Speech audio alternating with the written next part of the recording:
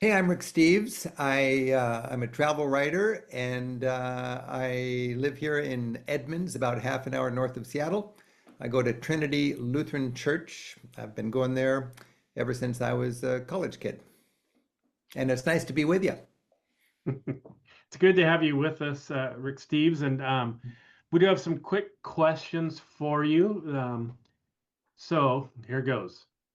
Best sandwich. My best sandwich, a Reuben. I love a Reuben sandwich. What's one thing you own you should throw out? Hmm. All my old CDs, but they're sentimental. I got to keep them. All right. What do you think happens when we die? Wow.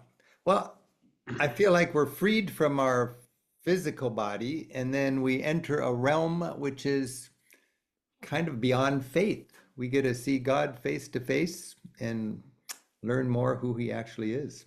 Favorite smell? Coffee in the morning. I love coffee. I like leather, the smell of leather too. So, Most used app on your phone? most used app on my phone, probably YouTube.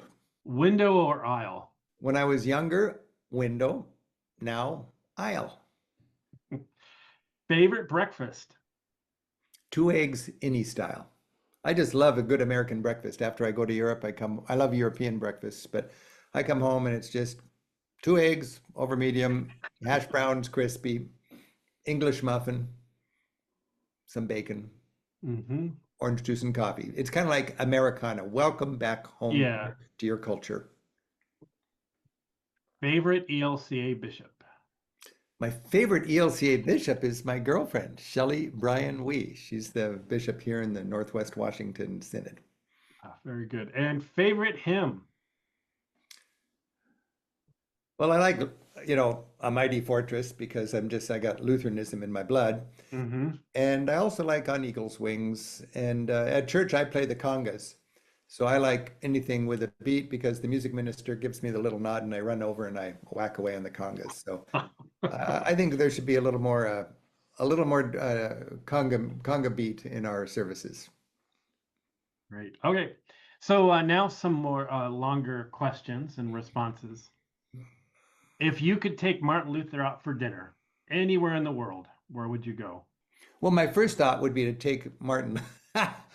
That's interesting because I made a TV show about the Reformation. And Yes. we went to all the Luther cities, and it'd be fun to walk with Luther where he did all of his great things and to go to that room in Wartburg Castle where he translated the Bible into a language that we could learn or that we could read, or the Germans could read, but Hmm. not Latin. But I think he would be more interested in going to Disney World in Orlando. So I would take him there because then we could both comment on La La Land as opposed to reality. There's one guidebook in the world that outsells the Rick Steves guidebook to Italy, and it's the guidebook to Disney World. And Wow. and I realized that's a market segment I cannot compete with. It's Yeah. it's escape travel. It's La La Land. Hmm. And it's okay. It's not bad, but it's a lost opportunity.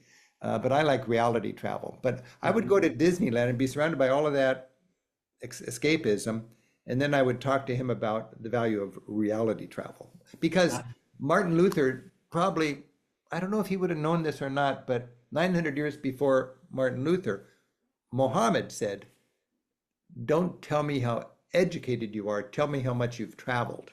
Mm. And I love that idea Yeah. that you learn about your home by leaving it. I think Mhm. that's Martin Luther certainly learned by leaving his home in Germany when he walked all the way to Rome, and he came home with some contradictions that he had to deal with, and he dealt with it. And it was a tumultuous time, Hmm. but it was the growing pains of a more modern church. Have you been to Orlando and done the circuit there like you have for the Luther tour? Um, I've done my share of Disneyland. Let's put it that way. Okay. Yeah. I don't get it, because I'm evangelical about getting Americans to get out there and get to know the other 96% of humanity. Yes. And a lot of people tell me, "Oh yeah, we travel a lot. We went to Cancun, we went to Vegas, we went to Mazatlan, we went to Orlando twice, and then we went to Uh-huh. Disneyland in Los Angeles." And I just go, well, that's a vacation, and there's nothing wrong with that, but you could learn about the world. And going to any of Hmm. those places, you're not learning about the world. You Hmm. can go to Orlando or you could go to Mazatlan, but get away from the beach that's reserved for all the privileged white people from north of the border and walk 8 blocks inland and see where the people who are serving you your breakfast and changing your sheets, see where they're raising their kids. Hmm. That's travel. And you can Yes. have that. You just have to have a curiosity and you got to take the initiative and reach out. So, I always joke in my business that our mission with my 100 workmates here in Seattle is to equip and inspire Americans to venture beyond Orlando.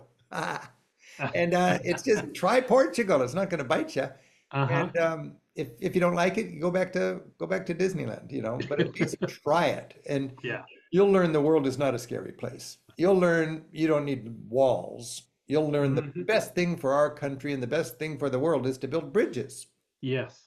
But right now we got this big fundamental discussion: walls or bridges, Hmm. walls or bridges. And if you don't have a passport, you're more likely to buy this goofy notion that we'll be safer with walls. Yeah. You're speaking my language. Um, we have a picture here. Ah, look at that guy. Yeah. What message do you have for the young person in this photo? Wow. Well, that's me uh, with the long uh, red hair and my buddy Gene. And we were both, this was a month after we had graduated from high school. We were both 18 years old here visiting my relatives in Norway. Wow. And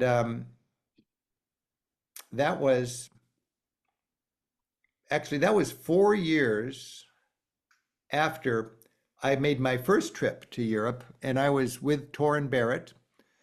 And I was on the carpet in front of their TV watching Neil Armstrong walk on the moon Oh, wow. in Norway as a 14-year-old kid. Uh-huh. And I remember thinking, I was there with my cousins in Norway.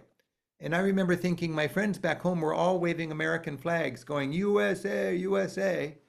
And I, as one of those Americans, was in Norway realizing this is not just a United States accomplishment, this was a human accomplishment. And I remember thinking, I'm so thankful that I've got this broader perspective, thanks to the opportunity that I had to travel, to recognize that something as monumental as a human being walking on the moon was a human accomplishment. Mm. And those were examples of how my perspective got broadened. And this was the first time I had been away from, as a teenager, away from my parents.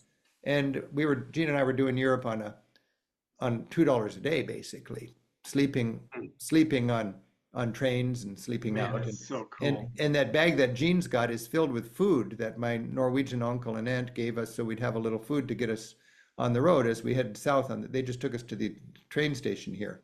But if Hmm. but if I if I look at that, Manuel, and think, what would I tell that guy? Um, I would say, think of the world as more than your playground. The world can be your school, and the world can be your church or Mm. synagogue or mosque. Hmm. And just get out there and get to know the family. Okay, a little lighter note. If you were stranded on a desert island, what three books and what three albums would you want to